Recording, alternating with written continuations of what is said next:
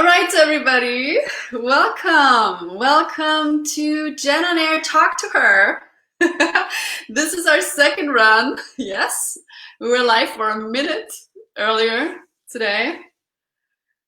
What a morning. What a morning. Everything started so peaceful.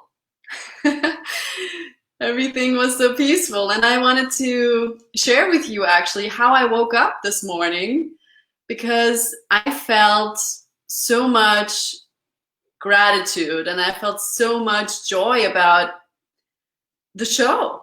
And knowing that I am live today, I'm going to be live today, and that I actually get the opportunity to bring in some amazing people that are super inspirational and also working on making this world a better place. So that's really exciting, and it gives me a lot of purpose to know that I can be part of that, that I can give that platform to those people to come in and spread their magic. And our guests today are real magic, and they put the magic and spread their magic through the work that they do. They are very inspiring, and they are really helping people to connect with their own path and connect with their purpose in life, because they have discovered their own purpose. So this is what Jen on Air wants to do. This is what this show wants to do, bringing in inspiring people that have discovered their purpose, that are living on purpose, and that are now sharing it with the world. So everybody can be part of that, and also everybody can discover what their own purpose is. Because if we don't have a purpose and if we don't know our path, then our life can be very dark, and we might not be as excited as I was in the morning, getting up and knowing, why we get up in the morning. So that was a very beautiful feeling that I wanted to share with you, just knowing that I can be part of something bigger by doing what I do here. And that is very fulfilling to me. So thank you guys for watching. Thank you for being part of this. I'm so excited. Today we have a really special guest as my first guest. I've been watching her on social media, and she's super inspirational. She has actually her own show. She has a TV show that is called Victory Road, and it's an award-winning TV show. It's running in, I believe, 198 countries now, and she is so beautiful. She's so inspirational. She's an actress. She's a producer. She's the producer of that show as well. Ladies and gentlemen, here is the beautiful Lee Benton. Lee, please join us. Join us and come out here. 3, 2, 1. And you are on. Yes, we made it. Finally. Yay. Yeah. Thank you for celebrating. I see you in person. I know. Thank you so much God for being has a funny way of making us laugh in the mornings, doesn't he? God wanted us to giggle. I guess so. I guess that was the plan. And I mean, I think there's a plan to everything, right? So yeah. Good to be with you. Yes, thanks for your patience also with all our technical issues. I really appreciate you being here. Not a problem. I'm a veteran of showbiz. Anything and everything can happen on the set. So you kind of roll with the punches, right? Yes, yes. So yeah, you're having your own TV show, and you started that about 6 years ago, right? Yes. Actually, it originated 20 years ago, believe it or not. Wow. And yeah. And then the earthquake hit. My studio, my production office was right in Hollywood, right off of, it was on right off of Melrose on Highland at a studio. And then the earthquake hit in 94, which I'm glad that you were not here for, hopefully. And then everything went away. So everything was kind of called to a halt after I had 8 shows in the can. That was 20 years ago. And so, anyway, fast forward, I thought, okay, God, if that was your dream, if my dream lines up with yours, you'll give this show back to me. I wasn't even sure if I was going to stay in LA after that horrific earthquake and closing down the studio and everything. So, yeah, the opportunity arose and came back to me 6 years ago. And so we have been on several different networks. We're now on six networks, and we're about to join our 7th. Yay. Oh my God. So, congratulations. yeah. And congratulations on your fabulous show. I've been watching you too. And yeah, I've been doing homework on you, and you're quite the actress, Missy. You really are. You really have great style, and you really are so believable. And I love your accent. So whoever told you to lose it, they have lost their minds, because your accent is amazing. I love your Austrian. It's Austrian accent. Yeah, no kangaroos where I'm from. No, not Australia, Austria. By the way, I was in Austria. My sister lived in Germany. Yeah. I know I'm getting off the subject, but I just wanted to share with you that I love your country. Free to talk about whatever wants to come out. So your show years ago, and so what is your show mainly about? You bring in people and you talk about their paths in life, right? Yeah, I interview celebrities and various people of interest, and their victory stories is what I do. And it's amazing. Each victory story is quite different. I try to not, repeat the same victory story twice, so that we give a good variety. And I mean, from young people to all ages, from people who have died and come back, people who, from rags to riches,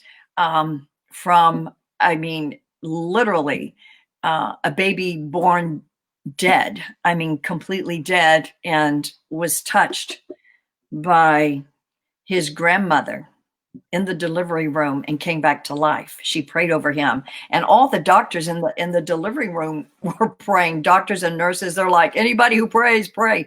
Stories like that. I have, oh my goodness, all kinds of celebrities that give their victory stories, and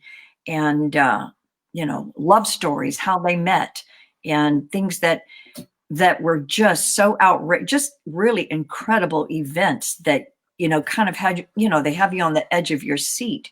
There's a lot of I think tragedy to victory stories on other shows, but I really like to think ours is quite different, since we just took some awards. So yeah, we were nominated for Best TV Show for faith-based genre. I call it faith-based because all the miracles and everything that everyone experiences, they have some sort of faith after going through what they've gone through. It's a reality check on life. So in that genre of good family shows and faith-based shows, we were nominated Best TV Show from across the world and for internationally. And the Lord blessed me with Best TV Host last year, 2019. That's so wonderful, Lee. Yeah.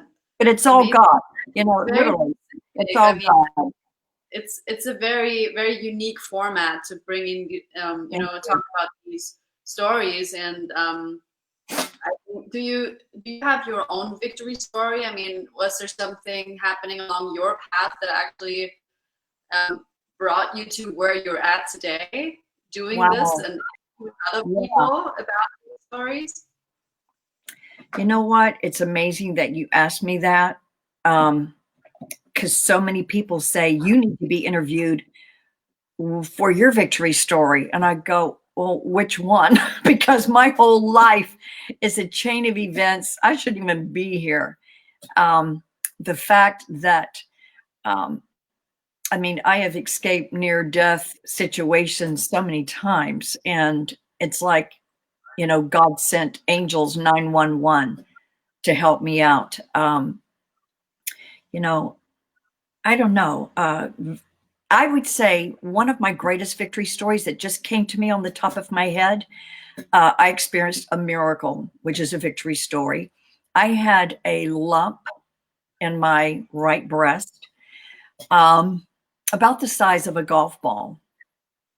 And this happened when I moved here to LA. I was born and raised in Tampa, Florida, but brought here in 82, brought to California by an agent, which rarely happens. And so I was out here pretty much alone, just knew one friend at the time. And I was pretty scared. It was really a frightening thing for a woman to feel a lump in your breast. It's like, whoa, this is serious. And I knew it was serious because it was painful. It was one of those things, Jenna, that you know your body. And I'm really into health and nutrition. I work out, I train, I eat right, blah, blah, blah. But that had nothing to do with this moment. This moment was like, whoa, this is not about training, working out, or eating right. This is something going on internally. I just knew that it was serious. So I was scheduled for a biopsy. My gynecologist is the one that discovered it, actually. I was going in, for, just a routine checkup for female stuff. And, how they always examine your breast, the gynecologist, and she's the one that found it. And she's like, whoa, we need to get this biopsied. So I've got the goosies. Wow. So after discovering that, that's when I went home, fell on my knees, and I was crying out to God, like, whoa, I'm not ready to go. I have a lot of life to live. I had just started as a series regular on a TV show. Back in the day, I think it was when I was on Mike Hammer, Mickey Spillane's Mike Hammer. And I'm like, I've got too much life to live, God. I'm not ready to go. And because I was 30 something. And I'm like, whoa, this is not right. So I went in.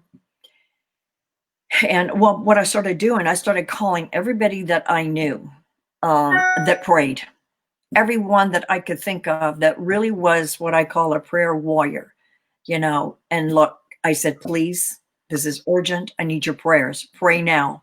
I'm going in for a biopsy. Pray now.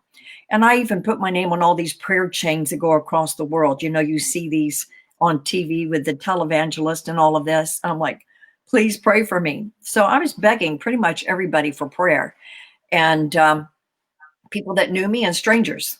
Like at that point, when you're going in for a biopsy for a big lump, you don't care, if a rabbit, a bird, a monkey, dog, and cat prays for you, you're just going to ask everybody, pray for me, pray. And so basically, I'm asking and begging for prayer. And nothing was happening. And here it is about 5 or 6 o'clock in the evening, the day before I was going in for my biopsy. And I'm going to try to cut this short, long details, but I got serious. It wasn't just like Mary had a little lamb, or rub-a-dub-dub, thank you for the grub, that kind of prayer. It was a serious, fervent prayer. God knew I was like devastated and scared, and I'm pretty much freaking out. And so I just had what were you thinking in this? Because everything was going so well in your life, like your career and everything, and you were always connected to God and knowing that everything happens for a reason, right? So what were you thinking in that moment if something like that happens to you? I was thinking, maybe this is my time to go. I really was. I was thinking, gosh, because we're never guaranteed life. A 2-year-old can pass away, a 10-year-old can pass, and certainly, a 30, I think I was 31 or 32, something like that. But my doctor still has this. If she's still there in Reseda, she was a female doctor, Dr. Daryl Alexander. I don't know if she's still there or not in LA because I'm down in Orange County, but if she has an archive of records, I'd really like to see what she has on her books. I was really thinking, okay, this may be my time to go. And it was really that serious. And so I really was getting serious, not just asking everybody else to pray, but I prayed the most fervent prayer I've ever prayed in my entire life. And I raised my right hand and I put my left hand on my right breast where the lump was. And just cried out to God and prayed and prayed and prayed so fervently. It must have gone on for 2 hours. And I'm just like, because I knew in the morning I was going in for the biopsy. And so all of a sudden, I mean, a miracle hit. I kid you not. I'm guilty of a lot of things. I'm not a saint. I sin, we're all in this life, going through the same life together. I'm the chiefest of sinners, former rebel gone good, all that stuff. But I'm a freak for truth. Anybody who knows me knows I'm not going to lie about things. And I had my right arm up, my left hand on my right, where the lump was. And it was like, Jenna, it was really incredible. It was like a fireball went down my right hand, down my right arm, and straight into the breast area, like a Powerball, like turbo. I couldn't believe it. I was hit so hard. And I'm like, what the? I was home alone. I was totally alone. I didn't even have a dog back then. And I was in my apartment alone I was in Studio City on Coldwater Canyon when this happened, my apartment there. And I was like, what? It was just like a fire. It was like fire that went down my hand. And I'm like, what? And honestly, I've got the goosies again telling you. And it just like, then all of a sudden, where the area was on fire. My whole body felt like I was lit on fire. Like, what in the world is happening? And then, I mean, literally, I felt like my hair was being scorched. And now I know that it was like the healing fire of God. In the Bible, God is referred to as a fire. And I've heard other people who have had miracles that they said, yeah, they felt this fire that just kind of just burned out all the infirmities and cleansed me. And one day, I wish I could tell you more other than the fact that I went in the next morning. I mean, I felt euphoric all of a sudden, totally euphoric. I felt lighter. I felt like I was floating around my apartment. And I'm just like, oh my gosh, oh my gosh. I called my parents in Florida. Of course, it's 3 hours later. So by this time, it was closer, probably till 10 o'clock at night, which was what, about 1 o'clock, either midnight or 1 o'clock in the morning. I'm calling my parents going, I'm healed. I'm healed. I prayed and God has healed me. I felt a fire. And they're like, okay, that's great. And they thought, okay, she says she's healed. That's great. They were half asleep. And anyway, I went into the Dr. Daryl Alexander, and I didn't want to sound like some religious fanatic because I'm not that. I do believe in God the Father, God the Son, and God that experience, yeah, it sounds great. It must sound great to a lot of people. How is the doctor going to believe this? And so I said, doctor, I'm telling you right now, I'm like, how am I going to put this? I just said, I'm healed. There is no lump. And she's like, she was very patronizing. She goes, oh, that's nice. Just put on your little gown and I'll be right back. And I'm thinking, she doesn't believe me. And so anyway, sure enough, she comes in and starts poking and prodding and trying to find it. And I said, I told you, it's not there. I said, God healed me last night. I said, I prayed and I had everybody in the world praying for me. And it's a miracle, doctor. And she's like, chills. I'm getting the chills I know. This is the truth. And so she says, well, it appears to be gone. And I go, it is gone. And she said, she goes, well, then there's no need for biopsy. And she kept pushing, like, I thought, okay, now you're hurting me. She was trying to find it, you know, she just didn't believe it. And I know it's hard to believe a story like this because you go, yeah, right. But it really truly happened. So that's my victory story. That's one of my million victory stories. Wow. And it's just I a love blessing, it. a miracle.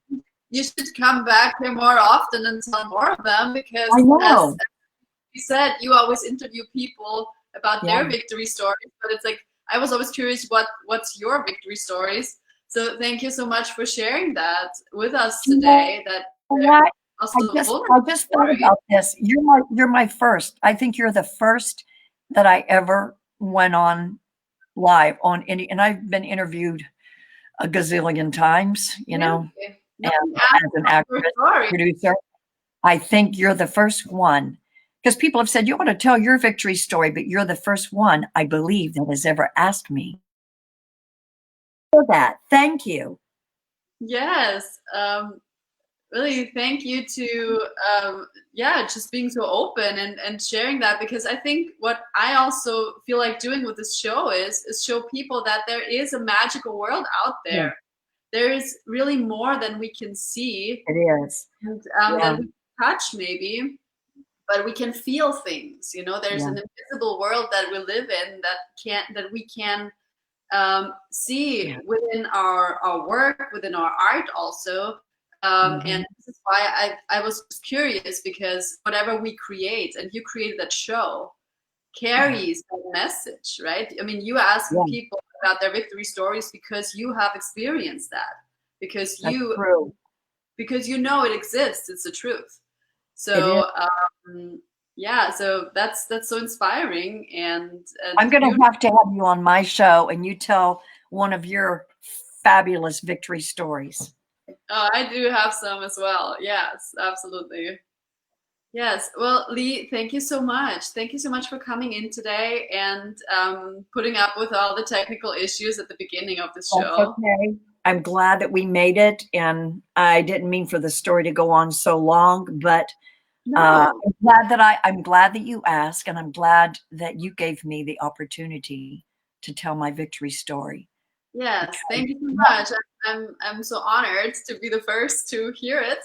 You are. You're the first one that actually, you know, said, "Tell me your victory story live and or on a show." So I'm so glad that this got to happen today. It was meant to be. It really was. And people can see my, you know, they can always go on my website, leebenton.org. I'm sure it's probably up here. If they want to resume, they can always hear all about all the showbiz stuff. Yes, there's so much more to find out about Lee, guys. This was just a small part of her life, basically. So check her out and follow her, and also watch her TV show, Victory Road. Victory Road. Yeah. Victory stories. How exciting is that? Thank you, Lee, for coming in. Thank you so much. I'm honored. Love you much, Jenna. Keep shining. Yes, you too, Lee. Thank you so much. God bless you. You too. Bye. Oh, wow, guys. That was kind of unexpected. An unexpected story. I mean, I kind of wanted to ask her that question all the time. Because as I said, I think whatever we've been through, whatever we're experiencing is always a part of what we're creating now these days. And it shows up in our art. So let me just take a little zip before we jump on my next guest. How is everybody here? This beautiful Tuesday morning on Jen on Air. All right. So talking about art, talking about capturing miracles and beautiful moments that we're experiencing in life. My next guest does that actually in form of photography.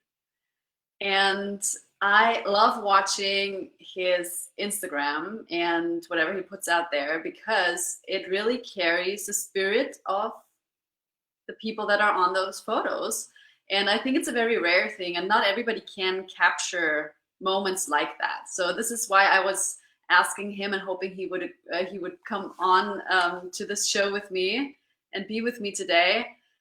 So I'm happy to announce he is actually, he's from Massachusetts, but he somehow ended up in LA. I think he's in LA right now.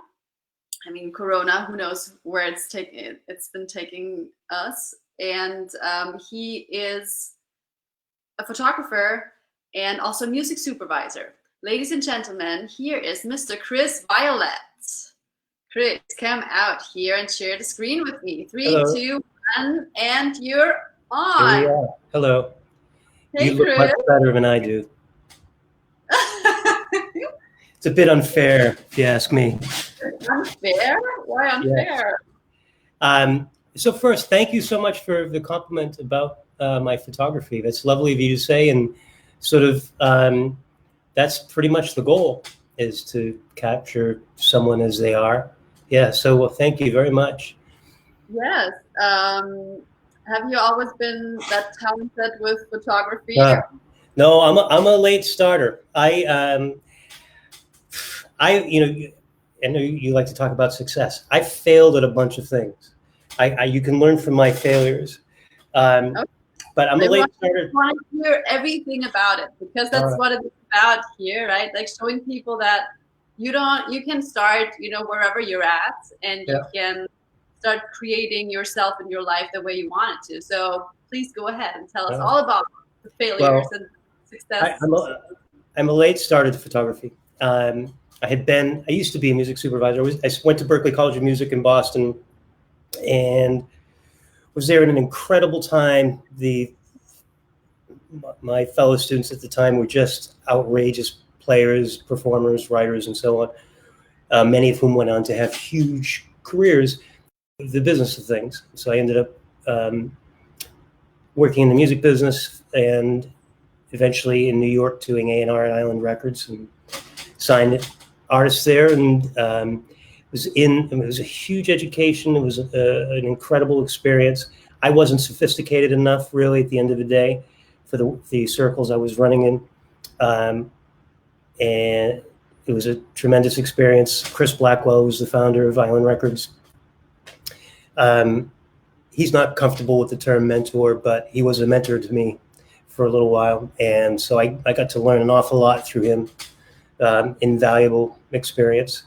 And then around 95, actually right at the beginning of 95, I came to LA to do soundtracks for Island and was shortly laid off. Like 3 months after relocating to LA, the job was gone. So I started over as a music supervisor and supported myself with odd jobs along the way. And I love being a music supervisor. It's a very tough business. And it just got to be, I ended up, working on a bunch of movies and commercials and ended up as the head of music at a film company. And it was great, but it was just increasingly difficult business to make a living in. And so another change came and I got out of that business and became an actor. And it was surprisingly fruitful at the beginning. And because I just figured at that point, it was so hard. I was struggling so hard after having some success as a music supervisor and music executive. It had become so hard to make a living as a music supervisor. I thought, screw it. I'm going to struggle this hard. I'm going to do what I secretly really want to do, which is act. So I did. And that's scary, right? Just leaving it's terrifying. Build up and everything, and you get to the point where you have great income and you have built your client base and everything, and then you. Well, I didn't have great income when I made the decision to make that change. It was part of the impetus. Like, well, if I'm going to be struggling this much, then I'm going to struggle doing something artistic At and least really creative. So yeah, and it was surprisingly fruitful at first, and then it just becomes a grind, like every actor is familiar with. And I'd done some acting as a kid, but nothing substantial, nothing to write home about. But and then along the way, after a few years of acting, I realized I needed to support my income. And photography had been a little bit of a hobby, but mostly I'd been disappointed with headshots. And I just kind of thought it was a racket. And I thought the photography, frankly, was mediocre at best. And finally just thought, well, this is how I'm going to supplement my income.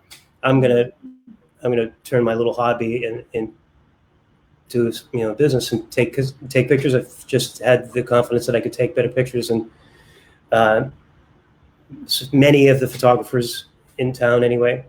And then as fate would have it, 4 years later, photography has taken over. There's no time to act, and I'm fine with it. I love what I'm doing, and certainly love being in the room with actors and models, creative people of all types, and shooting with people from around the world. It's really fulfilling for me. And a lot of what I do as a photographer comes from acting. Some practical concepts to just an understanding for what will be helpful and necessary for an actor to have doors open. Yeah, so it really helps the creativity, like creating the scene and knowing what's being needed, what agencies want also. But what you have is also that the passion for it. It's not just a business for you, right? That's right. And that makes all the difference, because you can really see that. You can see that in the photos. There is a creative process, and I think you also you mentioned on your website, in your bio, that taking photos actually is really capturing moments, making people in those moments immortal. Because right. It is a moment in time that is kind of frozen in that one image, and it carries the whole environment and the energy of that day and that moment. Yeah, there is a real immortality to photography that is what would be the best word for it? Charming would be an understatement, but almost spiritual. I'm not a spiritual guy necessarily, but it's pretty cool to be a part of helping to make a moment immortal. And it's a part of what makes shooting with people so much fun. I fall a little bit in love with everybody, with the exception of a few people. It can be portrait shoots, model shoots. They can be intimate in not in any sensual ways, just in a personal way. And it's hard to not fall in love with people. I know that relationship is going to end at the end of the day, but there's still a lot of respect and love that goes into it, especially when somebody is lending themselves to being vulnerable and revealing a bit of themselves. When they buy in like that, it doesn't matter if they have any actual skill or experience as an actor or model. It results in fun, great pictures, and it's a blast to do. Yeah, I think creating together is a very spiritual and also sensual process. I think it is almost like, I feel like that making music with somebody else, like it's making love, really. It's the creative process. Is it? Yeah. I really feel this way, and this is why it is so intimate, and this is why it is so scary sometimes to let yourself be in that creative process and open up in that process. It is very vulnerable. You're probably familiar with Brené Brown's famous TED Talk on vulnerability. If not, I highly recommend it. And she gives this brilliant talk on how vulnerability is the root of most fabulous things. The vulnerability to be the first person in a relationship to say, I love you. The vulnerability of taking a chance in something creative and failing. There are no great rewards in not being a risk taker with vulnerability. When I'm shooting with people, I very often encourage people to invite bad pictures. I get very nervous if we're looking at pictures throughout a shoot and we see good pictures. It's just all good pictures. It makes me very nervous because I know there won't be any great pictures. When I see, on the other hand, a bunch of bad pictures, awkward pictures, a sense that the person is playing and being there with me and so on, I'm not at all concerned with the bad pictures because I know we're on our way to capturing something great, something that we could never prescribe, intellectualize, something or pose for, that something great is going to happen. And if I'm doing my job, I'm going to capture it. And then we'll have, some really unique pictures. And that can only happen with the subject being subject's willingness to be vulnerable to bad pictures.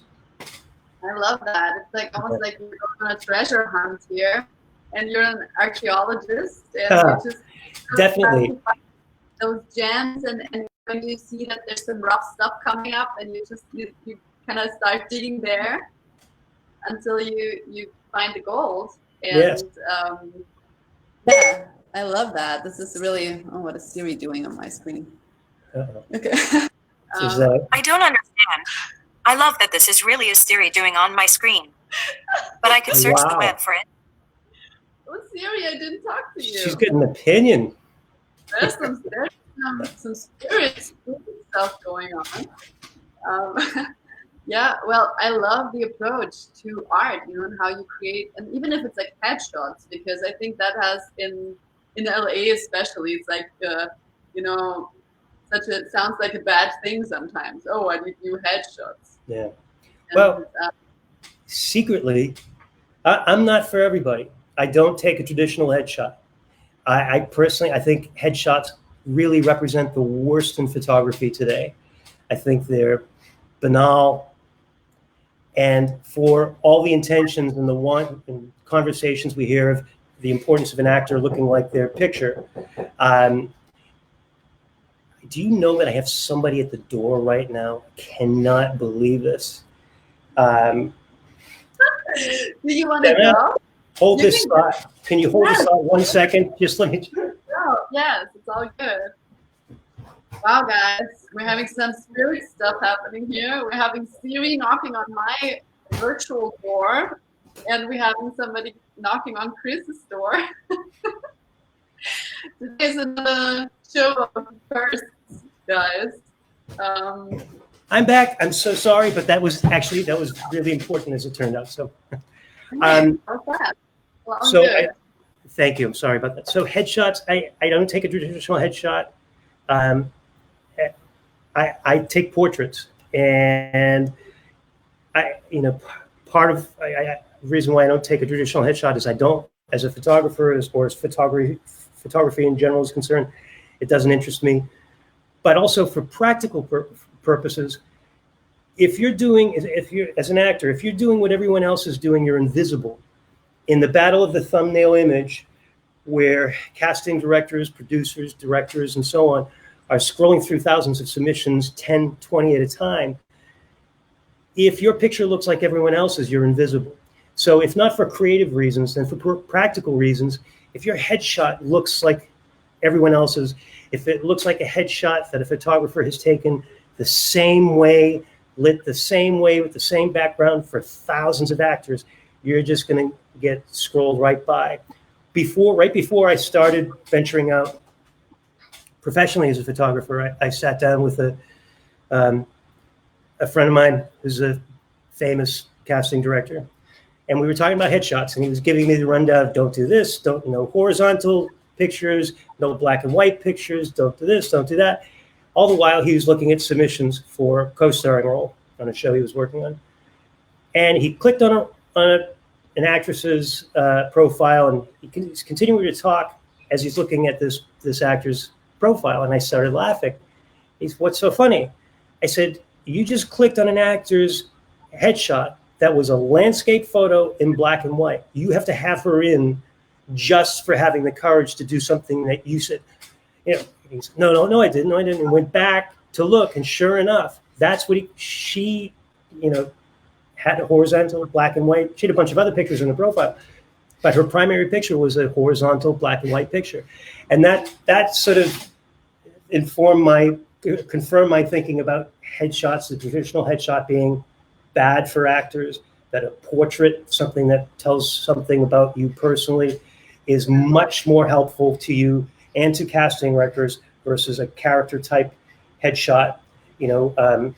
And it also confirmed for me the dogmas for any photography, really, but especially for headshots, are damaging. That, you know, a picture always has to be this way and never that way, or headshot always has to look like this and never like that. I think dogmas are the death of creativity and just impractical for an actor today. Character type headshots, to me, are terrible. You know, if your headshot said that you're the femme fatale, well, that's great for roles that require a femme fatale, but it will limit you to just those roles. For guys, you know, a headshot that says I'm the bad guy, well, that would be great for just roles that are looking for the bad guy, but naturally limiting to that. Whereas a picture that reveals something about you in an authentic state, happy, angry, sad, scared, surprised, disgusted, if you're in a real state, being yourself, and I'm there to take that picture will invite the imagination of the viewer. The same way, I'm saying on my website, the same way a book is never as good as a movie, or actually, I flip that, as a movie is never as good as the book, right? Because you're reading the book, your imagination is contributing to it. The same thing is true of a picture.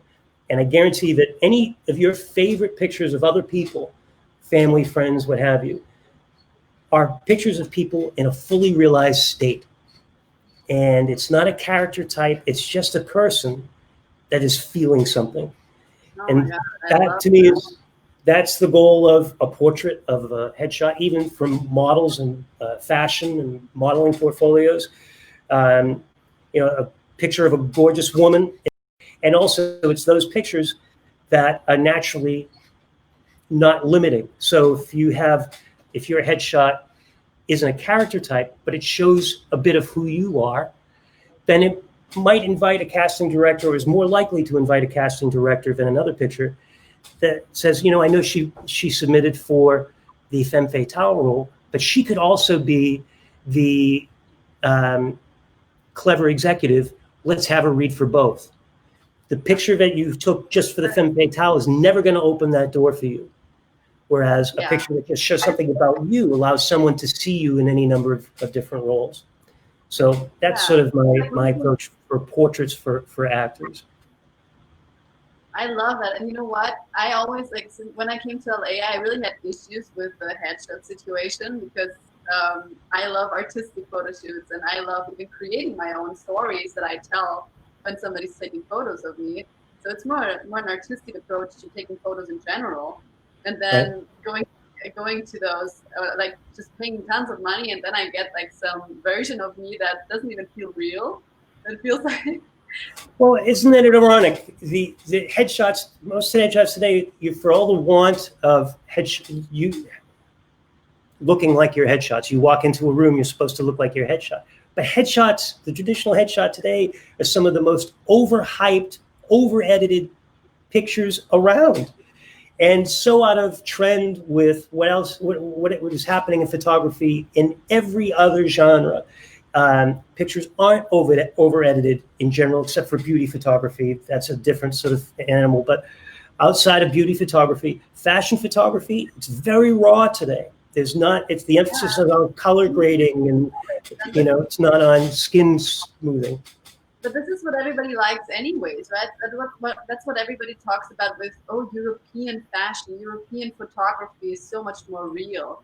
It's, you know, and I feel like LA really kills that thing with, you know, the regular headshots. And as you said, it's not so much about, it's about the whole environment. It's about the moment. It's about what the person is feeling. It's about what's going on between people when they're both on the photo, or what Sure. just happens in the room. It carries so much more than just, how your hair looks and like, and if you're like smiling and there's nothing behind it.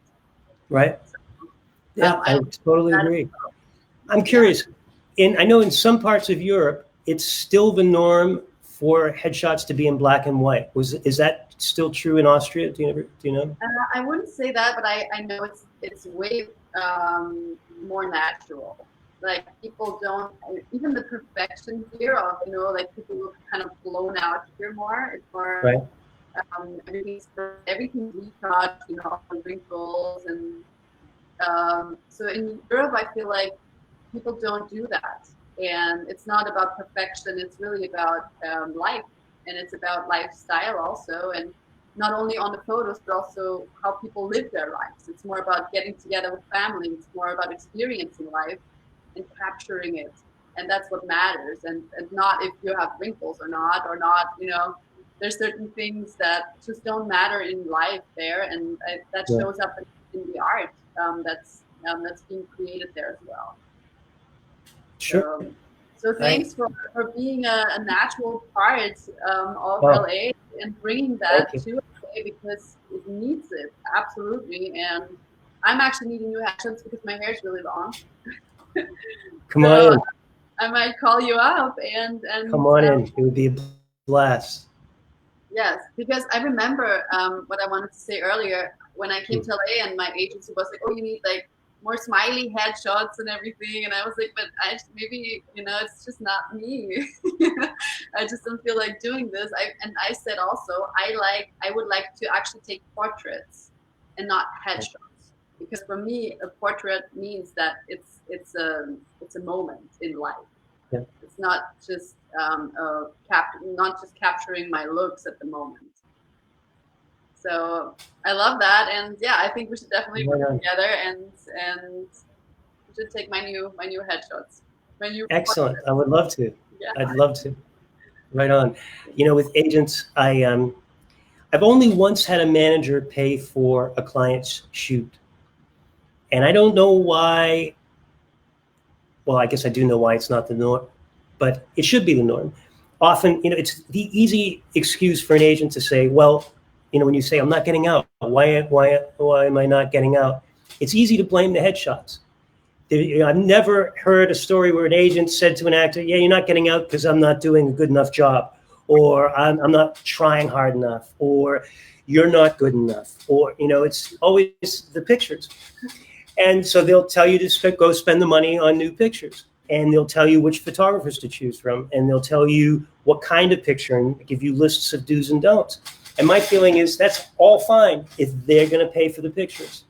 But if they're not paying for the pictures, then it should be the actor's choice, and they should take whatever pictures they feel best represent them.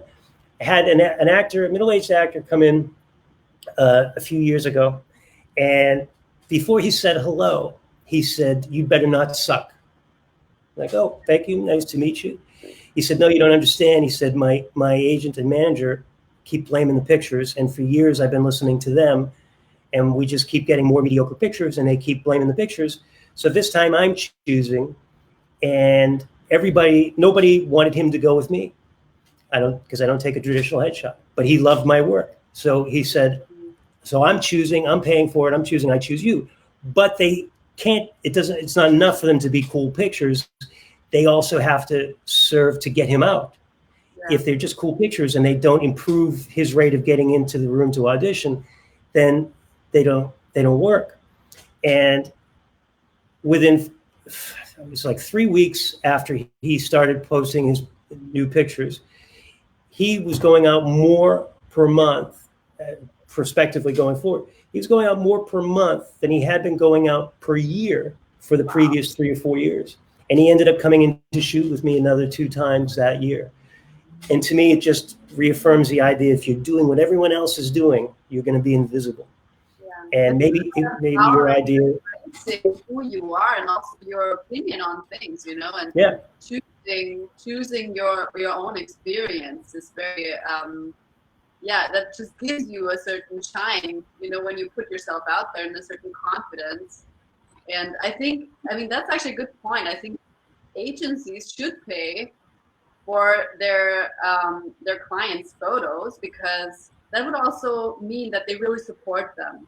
So that would also mean that they wouldn't take just anyone on the, into the agency. They would, because it happens in LA a lot too, like Yeah. where just a lot of people are being sent on castings, like they call it the kettle calls. And so it would be more specific already if the agencies would actually take care of that and say, okay, this is what we want. We believe that you can do this, and we pay for this.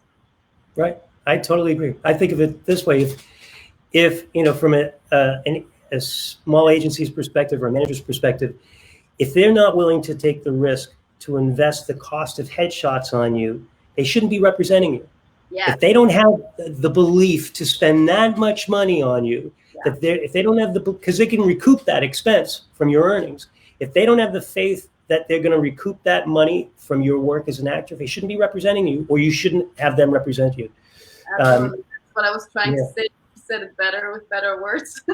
But yes, that's absolutely true. So we should change the whole view on. Man, I would love to. It's it used to be agents and managers had to have relationships with people.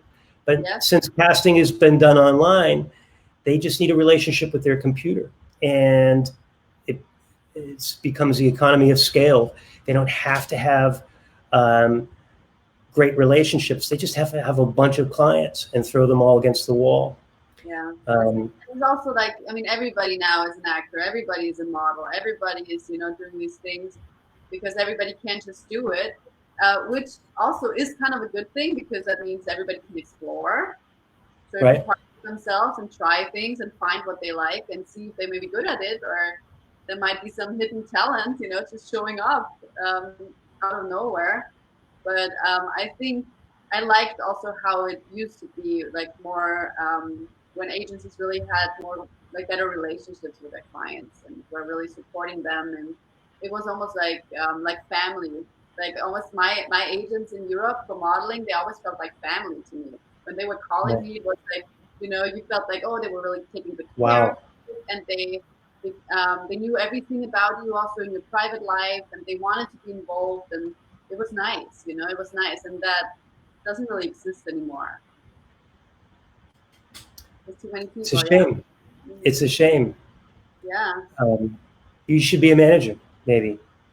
I should be a manager, maybe. Well, yeah. I mean, now I'm focusing on this show and making the world a better place by bringing in inspiring people like you, artists that are actually making the world a better place. Oh, well. Yes. I don't know if that's true, but I appreciate the thought. Thank you very much. No, that's absolutely what you do, because you show that it is important to stay true to who you are, and you also invite people to do that during the shoots and empower them, empowering the actors, so you're making a difference. And I want to thank you for jumping on the show with me and being my guest. And thank you. I was seeing all that in your photos when I was looking on your Instagram. And guys, check out Chris's, I put it down here, the Instagram, thank you. the website, and find out more about his work and work with him and get your headshots and your portraits done and get ready for the casting scene to pick up again. And then you'll be like super unique out there with, showing you who you are. So, right on. Yeah, thank you so much, Jenna. I appreciate it very much. Yes, thanks. And I'll see you soon for my headshots. Absolutely. I look forward to it. Sounds good. Me too. Okay, thank you. Bye-bye. Have a good day. Bye. Bye-bye. All right, guys. Oh, that was inspiring. I can't wait. To get my soul pictures taken, because I put it actually down here. He's a soul catcher. He's catching souls in his work, and not just the outside beauty, because everybody's beautiful, but what's inside is very unique. Like, everybody has something that's very unique, and we want to see that, and we want to bring that out, and we want to create with that and spread that, because that's our gift. And So let me put on, if you guys are also doing some creative work, if you're a creative, if you are a life coach, if you are a show host, if you're an actor, a model, all that kind of stuff, Jen on Air is open for your submissions. Let me put this on so you know where to submit. Because we're having a website now, and there's a submission form that you can fill out. Add this here. There it is. Can I add? Where is it here? Yes. Send your or fill out your live guest submission on jenonair.com, or also if you have feedback, if you like the stories, or if you have more thoughts about what we talked about today, you can always drop comments below under this video, or send us an email.